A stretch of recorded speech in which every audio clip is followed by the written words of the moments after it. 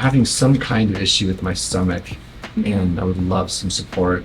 Dare I say, I'm like dying for some support in that regard. I injured it a few years ago. I'll answer whatever questions you have, but it seems to be getting worse. It's kind of freaking me out a little bit. Okay. How long has the stomach pain been going on for? On and off most since recently. 2019, most recently since 2021, and then it's flared up even worse for some reason in the last couple months. Okay. And you've had an endoscopy before? I have. I had one in 2019 after I had the flare up. And was that notable? No, it came back some minor irritation in the bottom part of my stomach, otherwise not notable, which surprised me because it surprised me. I assumed there'd be something very, very obvious. Okay. Well, it's kind of reassuring in some ways. I mean, it's like you don't get an answer, but you also know that there's not something really serious going on. So it does give you a little bit of room to kind of work within more of like a functional framework. Yeah. But you're like, it still hurts. Yeah, well, it still hurts. I think it's gotten worse, and it was also 4 years ago when I had the endoscopy. So. Yeah. We may, kind of depending on where this conversation goes, we may want to consider doing a repeat endoscopy. I came in with the intention of doing literally anything you suggest, because I'm experiencing some hopeless thoughts, a little bit of desperation about it all, just because it's getting worse. And it's when it's bad, it is like bad. Yeah, like severe pain. It's like a 5 or 6 on the pain scale constantly, like a burning, rashy feeling right here. It's always literally just center? Right here. Okay. Exactly here. It's constant. And then depending on how much volume of food I eat, sometimes not, I get these sharp, aggressive, stinging, stabbing pains in the same spot that paralyze me. And if they were to last more than a moment or two, like they tend to, I think I would run straight to the hospital because it's so aggressive. Okay. I binge drank at a party in 2019. Okay. And binge ate that night, and I woke up with this rash. It was the first time, the burning feeling. The sensation. And then it's been an on and off thing since then. And I haven't been able to stay sober long enough to, I think, fully address it. But in the past, anytime I got sober, it got significantly better. Anytime I was drinking, it got significantly worse. Yeah. I happen to be almost 3 months sober again. I'm working really hard on that. I'm a recovering alcoholic. But it's not getting better for the first time, and it might even be getting worse. And I have a really clean lifestyle, relatively speaking, outside of my drinking issues. Yeah, well, alcohol can be one of the biggest triggers for gastritis, as you probably know from experience and probably your own research. It's like spicy food, caffeine, alcohol are kind of your triad of... Caffeine's that high up in it? Yeah, caffeine can be really irritating to the gastric lining. Wow. Yeah. But there are things that we can do. Like, for example, this is kind of interesting, but cold brew tends to be less acidic than regular brewed coffee. So sometimes people will just take cold brew, and you can heat it up even, but it's just less acidic, so it has less of that effect on the stomach. So like little tricks like that. Okay, and have you noticed any triggers besides alcohol? There's like I'm confused about the entire thing because I had a week prior to this last week's flare-up where it was Thanksgiving. I ate whatever I wanted. I quote unquote just did what I wanted. I had no issues with it essentially. But this last week, back on my normal regimen, very healthy and mostly whole foods, clean foods. And I had my worst flare-up of that sharp stinging pain that I've ever had. So I've had that come and go regardless of what I was eating, I think, and perhaps I wasn't being entirely thoughtful with what I was eating, but I can't tell if there's a pattern is what I'm trying to say. You can't really pin down. Other than right now, I'm like afraid to eat to a degree, and I'm definitely not overeating. I mean, 300 to 500 calories, and I experience a sense of bloating and fullness and sensitivity right there off of really small meals. Okay. So I don't know what's happening. Okay. Have you ever done any kind of stool testing before? I want to say I did it once. Okay. I think they were testing for H. pylori, which was negative back then. Okay. And do you know if you've ever been worked up for celiac?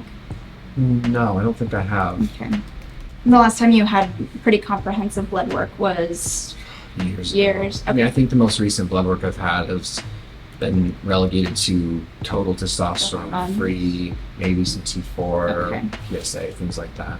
And then what are your bowel movements like usually? Like, are you going every day? Is it easy? Or are you having diarrhea?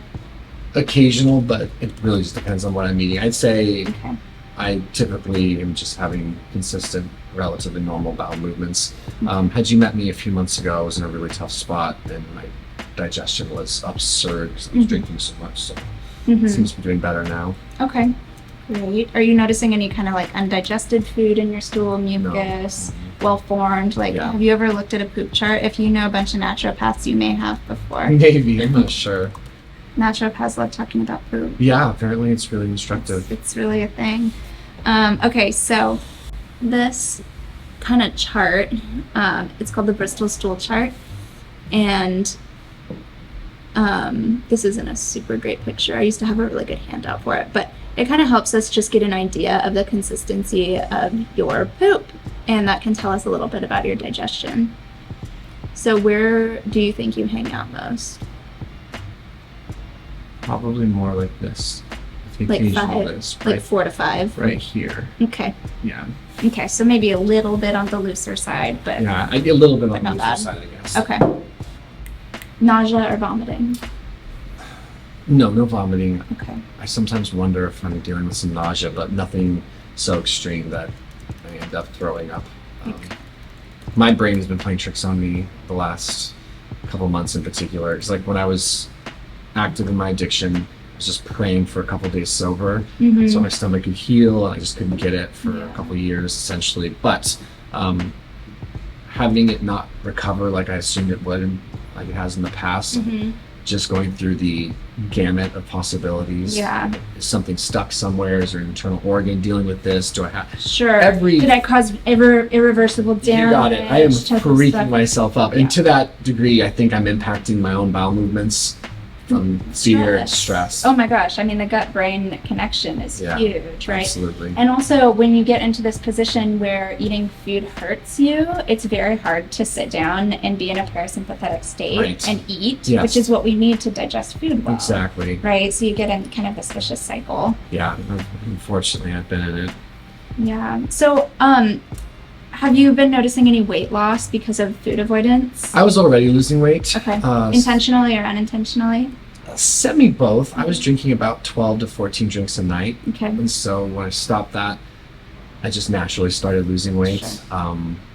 I think I've been dinking around with getting down to like mid 180s for my weight. So a little bit of intentional, but this last week, this is the first week I've ever actually been nervous about eating, how much I was eating, what I was eating, in kind of an anal, anxiety-driven way. Okay. So a little bit of weight loss, but nothing I'm worried about. Okay. And you're a pretty active guy. You own a gym, and you do CrossFit 6 days a week. That's a lot. I love it. Yeah. I did CrossFit for a while in Seattle. Nice. Yeah, there was a gym that was like 4 blocks up the road from us, so I could roll up there at like 6 a.m. before work, and it was great. Yeah, it's a fun modality for training. Yeah. It works for most people as long as they approach it the right way. So. Yeah, totally. And you own a CrossFit gym? I do, yeah. Nice. Are you a trainer? I am. You are? Oh, yeah. Very good. Yeah. I love it. I love it. Is that like something that kind of is exercise like a mental health kind of thing for you? Yeah, I think when I was younger, it was an aesthetic, social thing. And as I've gotten older, it's very much an emotional, mental, physical experience. I just enjoy all of it. Very meaningful to me, that's for sure. Great. Yeah. And then what else do you have in terms of like stress management, emotional support? I mean, I imagine that since you're in active recovery right now, you probably have a pretty solid support system. Yeah, big time. What's that like? I'm seeing my sponsor in my 12-step program probably once or twice a week, texting, calling him a few times a week. I reach out to people in the program daily, go to recovery meetings daily, at least once a day, and I meet with a drug and alcohol counselor once a month just to check in. My family's very supportive. I have amazing friends. I get to meet people like you. I'm really well supported. Good. Yeah. I'm glad to hear that. Me too. Grateful. I feel like the Portland community too is really, there's a lot of resources here for folks. I think if you're willing to go out for them, they're there. Yeah. If you're not, it's still very isolating, Yeah. which of course is like its own self-created hell. But Totally. Oh, do you notice any reflux? Is that an issue for you? suddenly it's an issue for me, but it's okay. not been an issue for the last couple of years, but it's definitely been an issue kind of the last couple of weeks. I don't know if it's because, I'm not sure what's going on there, but yes, I'm suddenly noticing reflux. Okay. And have you ever tried anything like Pepto-Bismol, or have you been ever prescribed a PPI, proton pump inhibitor? We're talking like Omeprazole. I just took a tab last night. And did it help? Not that I can tell, but Okay. I literally took it at 7 p.m. so. Okay. Sometimes it can be helpful to do a PPI trial for like 6 weeks just to calm things down so you can get some traction. But the thing is, like, I also want to know exactly what's going on in there before we start masking symptoms. things. Yeah. And so what I'm kind of leaning towards, and tell me what your thoughts are on this, I think it might be really valuable to do a comprehensive stool test. Sure. Are you familiar with comprehensive stool testing at all? At home stool? Yeah, so like I'll give you a kit, you'll collect your poop, you'll send it in, and we'll look at like a ton of different parameters. We'll look at what your microbiome looks like, what inflammatory markers might be present, if you have leaky gut, which is kind of a broad term, but it essentially means that the tight junctions in your gut, which is a single cell lining, are actually kind of loose, and they're letting things in through the lining. Okay. Things that should be on that inside of your intestines, which is technically the outside world. Okay. And the reason why we want to know about that is because it can cause a big cascade of like inflammatory responses that can affect all systems, including the brain, causing anxiety. And I think we should also do a celiac workup and just make sure that we're not dealing with something like that. So I'd really like to do a stool test to get that information before starting any kind of treatments. Okay, so discontinue the omeprazole that started yesterday. Just for like a day. Yeah, whatever you say. I mean, one day is not gonna significantly skew anything. How fast? Oh, you mean, just to be clear, with the stool tests, I'd be taking it or collecting it and then mailing it off somewhere. Yeah, mailing it off, and then after that we can get started on some like therapeutics to kind of help you feel better. Okay. Yeah, that sounds great. We could go one of two ways. We could either treat your symptoms and try to get you just feeling better, soothe the lining, maybe get you on like a 6-week trial of the PPI while also waiting on the results of the stool test. Get the results of the stool test, put a plan in action, which might be some gut supportive botanicals, might be probiotics, might be a nutritional plan, wait for the results of the celiac panel and things like that too. And then if no improvements after that, send you off for another upper endoscopy. Okay. Or we could just get you going with if you want to pull all the triggers, you can just, we can get you going with the endoscopy and do the stool test and start you on the PPI. I mean, I want to do whatever's best, and I'm trying to quell the stress of thinking something really serious is going on because of the stabbing. The burning is annoying and frustrating, but I can work around it. It's the sharp, sudden, unexpected, I'm waiting for the shoe to drop stabbing pain. That's what has me concerned. That's what I don't understand what's causing that sort of pain. That's where I want to do whatever needs to be done to at least potentially minimize that or address and understand what it is. Yes, that's really where my head's at. So whatever you think is most appropriate with that in mind, I'm happy to do. I mean, if you told me to boil chicken and eat applesauce for a month, I would probably do it. So Got it. I'm not going to ask you to do it. I would do it. I'm not that mean. I would do it. I know. I know. I don't know that I have a great threshold for pain.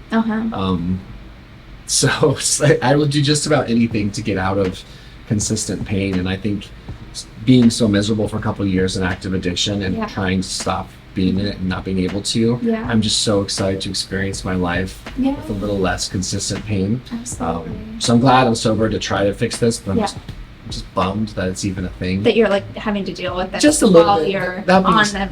I'm on track. That said, I earned this, I think, in my active drinking. Like I have no doubt that that's what caused this, and not being able to stop is what perpetuated it. So it's my own fault, but I'm excited to get on the right side of things, that's for sure. Totally. Yeah. One thing that I'm kind of wondering about with that sharp shooting pain is like you might have an ulcer going on, potentially. Yeah. I don't know. So it might be worthwhile to just do an upper endoscopy. It's not a terribly invasive procedure. I thought that was, I thought that was a really easygoing procedure. Yeah. Yeah. So why don't we order another upper endoscopy? And then since it's been a few years and we've still got this issue going on and you're now having reflux too. And I think that I would like to just get you started with an omeprazole trial. That's probably what the GI is going to recommend too, because that's what they do. Their MO. Yeah. So we'll just get you started on that. You'll feel better. But before you start that, do the stool test, which I'll send home with you today. Perfect. And hopefully you can collect it like tomorrow and you can take the PPI like right after. Perfect. And then start getting some symptomatic relief. It might be a few days before that starts kicking in. And basically for symptom relief, it might work. If it didn't work instantly last night, it might not work instantly tomorrow, but it's worth getting started on. Yeah. We'll do the stool kit. That usually takes about 3 weeks to result, so it's really good to just get on it, and then we can do a follow-up in maybe 4 weeks or so, 4 to 5 weeks once those results are in. Okay. But what we can do in between stages is you can send me a message over Charm and check in with me and let me know how you're doing with the PPI. Okay. And I'll get the blood work results for celiac testing. And I think we should actually probably do some comprehensive blood work. I'd like to do from a primary care perspective. Yes. Just to hopefully alleviate some of my anxiety. Sure. Potentially. You don't think, based on what you've heard or what you know, that it's something to do with a gallbladder or a pancreas or something like that? No, I don't think so. Okay. If we were looking at like pancreatitis, it's more likely that you would have like severe acute symptoms rather than this like chronic thing. It really sounds like the area that you're describing, pain, it sounds like gastritis, right? And the sharp shooting pain sounds like an ulcer. So it sounds like, and especially since this kind of flared up after a relapse, it sounds like potentially alcohol use just irritated the shit out of your stomach lining, and you're just not recovering in the same way you used to. Yeah. Okay. Are there any dietary restrictions or anything you can put me onto until I see you next, or that I'm extra mindful of? Yes, definitely. Okay. Yeah, so that's going to be like avoidance of spicy foods, coffee, alcohol, obviously, which you are already avoiding. Things like that. Right. Eating kind of bland foods might be helpful. Okay, so it's everything I already think it is. It's everything we're already doing, like eating a healthy whole foods diet. Yeah. It's pretty much that. Okay. There are some kind of like other supportive things that we could do before getting the results of the stool test. I'm thinking if we're already doing the PPI, we don't need to like really double dip on acid blocking. Oh, I remember when I was like, what am I trying to say? I was going to talk about the mechanism of the PPI. So basically what it does is it blocks acid from being released into your stomach. So gastric acid is really important for digestion, right? But if you have overproduction of it, or even just normal production of it, and you have gastric irritation, it hurts really bad when you release any amount of gastric acid into your gut. And so the PPI just blocks that. And the reason why these are so terrible to be on long term, which so many people are, because my mom's been on it for like 10 years. Yeah, exactly. So it's a really big problem because it reduces someone's ability to actually digest food and like break down proteins even. Right. So it affects like nutrient absorption. It absolutely does. Yeah, like a lot of times these people will be deficient in B12, sometimes folate. B12 is huge. But yeah, so it can cause all sorts of problems. People are more predisposed to developing SIBO, which is small intestinal bacterial overgrowth, if they're low on stomach acid or if they're blocking stomach acid. So all of these like long-term issues with PPI use. But we don't see that with 6 weeks. Okay. Yeah. So it's just like a tool. Yeah. But we just have to get you off of it. Yeah, of course. No, I was trying to avoid getting on it. at all. It's only because I've been getting a bit worse. Mhm. Crap, like I would do just about anything for a little bit of relief, for a little Yeah. sign like, hey, you're not like, I don't know, falling into something. Yeah. My brain's just freaking me out. Yeah, absolutely. No, I don't think that you need to worry. Like, this is going to be fine. It sounds like this is a functional issue, meaning that we can make some adjustments and get it going. You don't have, I mean, unless we're looking at celiac, which would be like, I mean, that's an easy fix, right? Avoid Sure. gluten. Yeah. But just based on this timeline of like worse after relapsing with alcohol, it seems like that might be a trigger. Yeah. And that makes sense too, because alcohol is such an irritant. And the big meals make sense too, like just having too large of a meal because that's almost hook, line, and sinker. Like last night I tried to actually get through a full Chipotle burrito bowl, but it was too spicy, I realized that. But we didn't do fajita veggies, I didn't do any sour cream, I didn't do any tomatoes. It's pretty bland. I did as bland as I could think to do it, Yeah. but I was pretty full, and I tend to feel extremely full very fast all of a sudden. Okay. And then I kind of wondered if it would happen, and I got zapped probably 5 or 6 times over the course of the next hour and a half. Okay. And you only have those like intense stabbing pains after eating. So I was only having them after eating. Okay. I'm starting to randomly get tiny ones all throughout the day. Okay. And you're doing intermittent fasting? Historically, yeah, I've been doing that for years. Yeah. But I did read that maybe it wasn't a good thing to do right now. I suppose that's a good thing you brought up. But yes, that's my nature. I don't like eating in the morning. I tend to have my first meal at 2, my last meal at 9. Oh, okay. So you do, a pretty long fast. I would say, like, for some people, their gut feels better with intermittent fasting. I would just pay attention to what feels better for you. Okay. You could experiment with eating something small in the morning, like some oatmeal, something bland like that, like a banana, a little bit of peanut butter. Okay. And just like a small amount, and just see how you feel. See if that kind of soothes things. If you're like suffering from that, extend the fast and do whatever feels best. Okay. Yeah. Bought some aloe vera juice. Great. And I have magnesium. Mm-hmm. What's it called? No, L-glutamine. I bought some powdered Great. glutamine. That's one of my favorites. Okay. That's something you can definitely get going with. Have you been taking it for a few days? I've been taking it every day for a long time. Oh, I've okay. started taking it on an empty stomach now in the morning. Okay, great. Assuming my stomach doesn't break it down before it can be useful. And I'm on probiotics already. Okay, what probiotic are you on? That's a great question. I'm sure I could find it. Actually, I know I could. Okay. Have you ever heard of DGL? Maybe. It's licorice. Oh, I just bought some of that as well. Oh, you did? Okay, Yeah. great. Yeah, so the L-glutamine and the DGL are great places to start for just generally supporting the gut lining. Okay. The DGL kind of coats the stomach a little bit, so it's almost like a Pepto-Bismol. Can it take a while for it to start Yeah, working? yeah. Because I'm pretty. Maybe I'm just being impatient. I keep thinking like I've been. Shouldn't it be working by now? It's been like 5 days of me trying harder than I ever have to get any relief, and I've basically gotten none. Yeah. So it's just been like. That's kind of why I'm thinking we should just go for the PPI.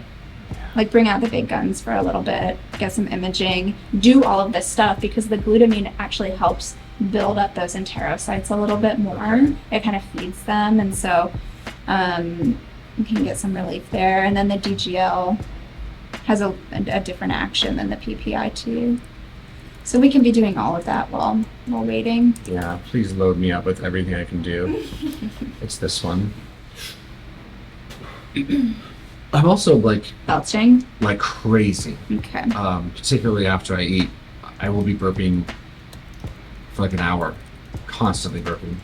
Do you feel like acid is coming up when you're burping, or is it just gas? Maybe a little bit of both. Okay.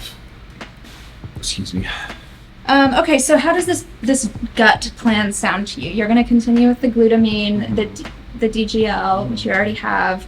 Aloe is great. We'll start you on this new probiotic.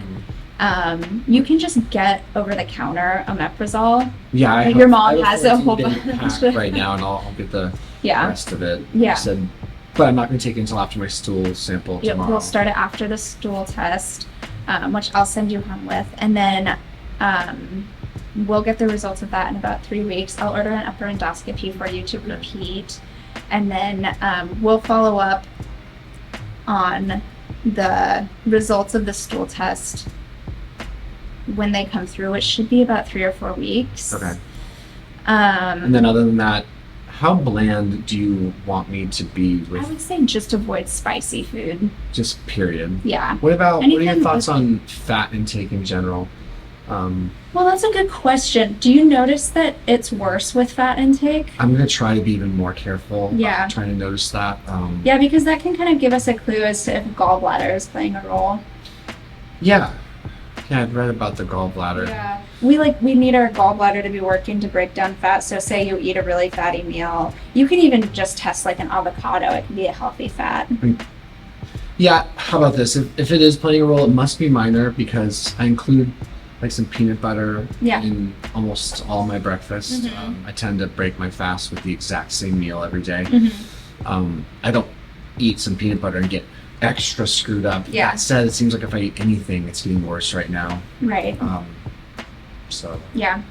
Okay. Well, just kind of pay attention to Yeah. that and see if you can find a correlation. You could also, if you want to like really track your food intake and do like a little diet diary and see if you can identify any potential triggers, you could try that. yeah, too. I'm down. I just want this to get better. Yeah. I just want to be like a good student. I know. I'm getting that impression. Oh my gosh, yeah. You're dedicated. Well, I'm dedicated. I'm like available to myself. Yeah. To be dedicated. Yeah, you're like working on the project of your health right now. Yes. Yeah. And I've just been so disconnected from that capability to follow through with anything Mm-hmm. for just a long time. So Yeah. I'm very excited just to be okay. Just want to get to baseline okay. Yeah. This is kind of the final frontier outside of treating my alcoholism daily with my recovery stuff. So Right. Which you're on top of. very on top of Yeah. today. Yeah. Okay, so that's going to be our plan for the gut. I do think that the PPI is going to help. Okay. Like, with consistent taking it, like over the weekend, you should start to feel better. Okay. And hopefully we can get you in for an endoscopy next week. You think they'd be able to go that fast? I don't know. Yeah. I don't even. I had to wait a few weeks last time. Oh, really? Yeah. Okay. Well, I'll figure out where to. I'll shop around a little bit. Have problem. Sounds good. And then I think that we'll just probably want to do some comprehensive blood work for Yeah. just basic screening. 100%. I want to look at some things like homocysteine, which is kind of involved in cardiovascular health. And it can also tell us if you're methylating your B vitamins well. Mutant, I guess. I have half the MTHFR. Oh, okay. Heterozygous for MTHFR. There you go. I'm a mutant. I like that though. That's a funny way to put that. I have a mutation or half partial mutation. Yeah. Yeah. So many people do. Are you on a methylated B vitamin? No, take NAC. Okay. And Love I NAC. do take a B12. I probably could use some support there, or at least some education there, Uh-huh. as far as what I need to be taking. Yeah. As far as the blood work, I Mhm. love the idea Mhm. of it being as comprehensive as humanly possible, particularly from an educational standpoint for myself and maybe for my viewers. Yeah. But it is out of pocket, I imagine. And so if there's like a needle to thread It there. shouldn't be. Your insurance should cover. Actually? Mm-hmm. Oh. Yeah. Let's see. Is there anything else on your list? My list was to establish care with you, Okay. the TRT, and then trying to find some help and relief in my stomach. See if I could be convinced that I wasn't like moments from dropping dead or something. Yeah. No, I'm. like that. I'm not worried about that. My wife, God bless her, she's like, "Oh, honey." Yeah. She's like, "Babe." But sometimes you need that reassurance. Yes, well, right? You're like, a little someone else bit. It just telling me feels good that. to hear it. So you're like Yeah. laying in bed, I get the stab. I'm just like, "Oh shit!" Like, Yeah. is this it? Do I need to go get help or something? Yeah. Checking my poop for blood every day, all paranoid that Yeah. I'm eating an ulcer. Yeah. Well, I mean, do continue to monitor your stool I will. and be aware of all of those things. But yeah, I think that we're on the right Yeah. path here. Better path than I've been on forever. Yeah. Just to have some support and help. Yeah. I think I've been in denial about asking for help Yeah. in this department. I just kept thinking like, I'm gonna take care of this. Like, Yeah. it's gonna go away. It's gonna Sure. go away. It's gonna go away. Mm-hmm. Yeah. Yeah. Or like that kind of mentality of like, if this, that will happen. Like if I stop drinking, then It's gonna be perfect. then it's gonna be fine, Yeah. right? And then if it's not resolving at that stage that you expected, it can be really distressing. Yeah. Yeah. Yeah. Yeah. But we're on the right track. You're gonna get some symptom relief with the PPI. We're doing a little bit of like structural integrity work with the glutamine and the DGL. Yes. So like we're doing our thing there, getting you switched over to a more broad spectrum probiotic that I think actually like really does make meaningful change. Sure. I want to be as healthy and as whole as I can. I've absolutely noticed that a direct correlation for me in personal distress with my ability to be impactful for other people.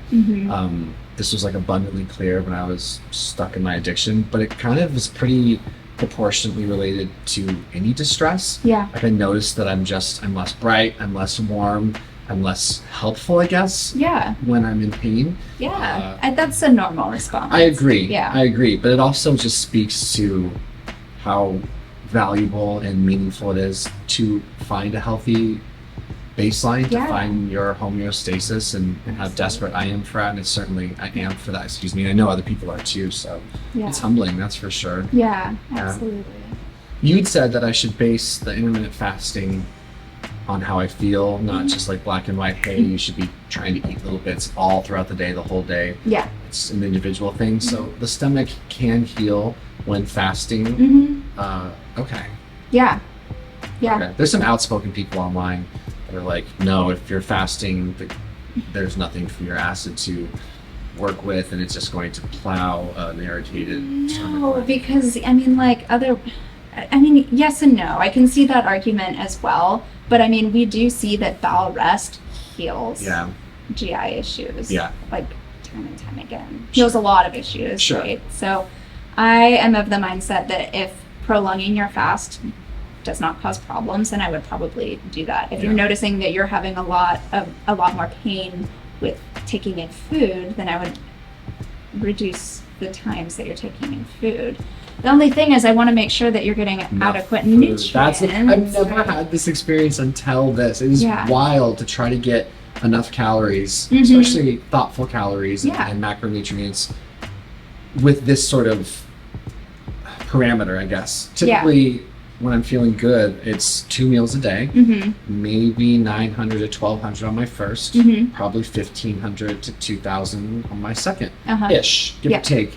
It hits my needs, but they're 2 big meals. There's no way I would try a meal that big right now. I kind of did last week, and it was a nightmare for my stomach, like an absolute nightmare. So it's interesting. It's very humbling to try to but I do think, as I interrupt myself, any food seems to upset my stomach and make the burning worse and everything. Yeah. Have you tried protein powder? Yeah, I do collagen, organic. And is that okay? Unflavored. Yeah, I think so. Yeah. It's okay as anything can be at the moment. Okay. Does it bother you less than like whole foods? I'll try to be more observant. I'm not sure. Yeah. Try to see if you're able to at least do if you could do whey protein, and not have that bother your stomach. That would be a really good way to make sure that you're getting enough nutrients. Yeah. You know? Sure. Cool. Okay, well, let me get everything typed up and ready for you. And then we'll get you out of here. Thank you. I really appreciate it. Yeah, absolutely. Just so good to meet you. Oh, so good to meet you.